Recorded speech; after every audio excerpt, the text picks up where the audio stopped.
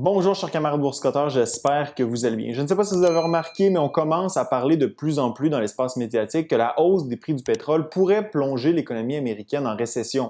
Que ce soit CNN, CNBC, The Guardian ou Barron's, les médias laissent croire que la hausse fulgurante du prix du pétrole au cours des dernières semaines pourrait semer les graines d'une récession au cours des prochains mois. Est-ce que la hausse du prix du pétrole a vraiment le potentiel de plonger l'économie en récession? Si on se fie à ce graphique abondamment partagé sur les médias sociaux, oui. On y montre qu'à chaque fois que le prix du pétrole a cru de 50% par rapport à sa moyenne, une récession s'en est suivie. Ce fut le cas dans les années 70, dans les années 90, en 2000 et lors de la grande crise financière de 2008. En fonction de ce graphique, une récession serait sur le point de se montrer le bout du nez aux États-Unis. Par contre, laissez-moi vous expliquer pourquoi, à mon avis, la prochaine récession ne sera pas causée par la hausse du prix du pétrole. Si vous voulez savoir ce qui va faire planter l'économie, restez avec moi. Mais avant de commencer, je dois vous parler du commanditaire de cette vidéo, Terrien CPA. En 2022, il est temps de bien s'organiser et de s'entourer au niveau comptable, fiscal et financier. Terrien CPA est au service des PME depuis plus de 30 ans et peut vous aider à optimiser la comptabilité, la fiscalité et la situation financière de votre entreprise. Ils aident les entreprises dans leur tenue de livre avec la production de leurs états financiers, leur planification fiscale et leur demande de crédit d'impôt. Terrien CPA sont en quelque sorte les partenaires financiers de leurs clients. De plus, ils sont heureux de vous présenter leur podcast Les Éconos, qui est disponible sur YouTube et sur toutes les plateformes audio. Vous y retrouverez les témoignages d'entrepreneurs dans le domaine des jeux vidéo, de l'informatique, du génie, des médias sociaux, ainsi que de l'information sur des sujets comme l'assurance vie, l'immobilier et la fiscalité. Clairement, le prix du pétrole a connu une hausse fulgurante. Le Brent à 123 $ est en hausse de plus de 35% au cours du dernier mois et de 80% sur la dernière année. Le même constat peut être fait du côté du WTI. Le baril est en hausse de 35% sur un mois et de 83% au cours de la dernière année. Pour le peu d'entre vous qui se grattent la tête en se demandant ce qui peut bien expliquer cette hausse, je tiens à vous rappeler qu'une guerre fait rage en Europe et qu'elle implique le deuxième producteur de pétrole mondial. Il faut dire que la production mondiale de pétrole avait subi un coup dur en raison de la pandémie. Les confinements, les restrictions sanitaires, les interdictions de voyage ont réduit fortement notre consommation d'énergie, ce qui a provoqué une baisse importante de la production de pétrole et aussi une chute de son prix. Je vous rappelle qu'en avril 2020, le baril de pétrole avait un prix négatif. Ça vous donne une idée du choc qu'avait fait subir les restrictions sanitaires au prix du pétrole. Toutefois, avec les réouvertures des économies mondiales, les producteurs ont augmenté leur production, mais l'ajustement se fait à retardement sur la reprise de la demande mondiale. Ça explique la hausse du prix du pétrole avant même que la guerre éclate entre l'Ukraine et la Russie. Avec l'embrasement du conflit russo-ukrainien, les pays occidentaux ont écraser l'économie russe en lui imposant de lourdes sanctions. Le hic, c'est que la Russie est le deuxième producteur de pétrole mondial avec une production de plus de 10 millions de barils de pétrole par jour, ce qui représente près de 8% de la production mondiale.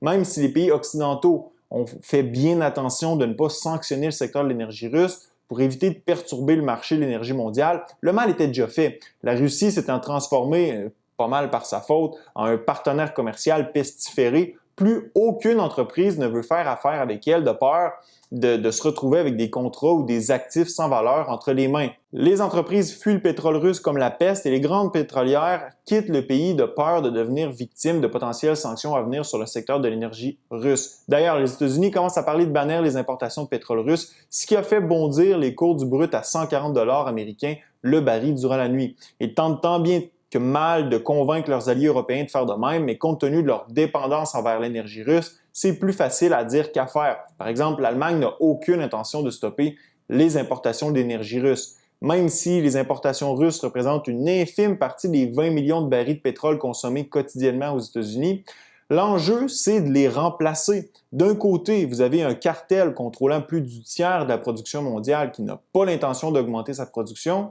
et d'un autre, de grands producteurs comme le Canada et les États-Unis qui ont créé des environnements politiques défavorables aux investissements dans les énergies fossiles au sein de leur économie. À ce titre, on peut nommer l'annulation de Keystone XL aux États-Unis qui aurait pu augmenter les exportations canadiennes de pétrole vers le sud, ou au Canada, le déficit d'investissement dans le secteur pétrolier créé par un gouvernement qui est opposé aux énergies fossiles, qui sont pourtant essentielles pour assurer une transition en douceur vers les énergies vertes.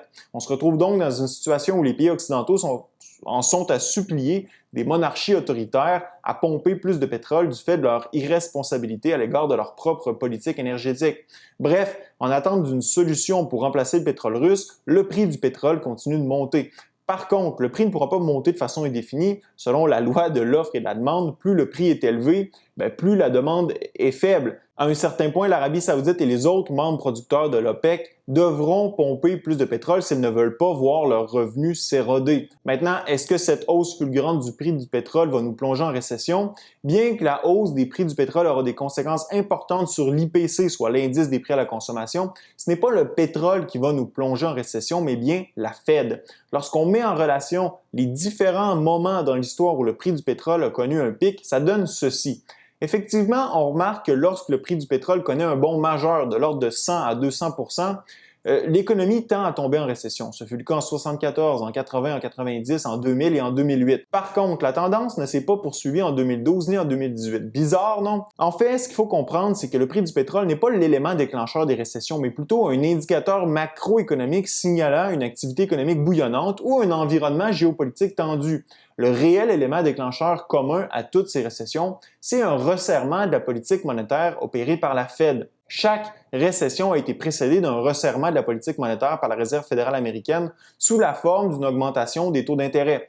On remarque aussi le décalage entre le resserrement de la politique monétaire et son effet sur l'économie. En ce sens, le sommet des prix de l'énergie semble correspondre simplement au pic du cycle économique.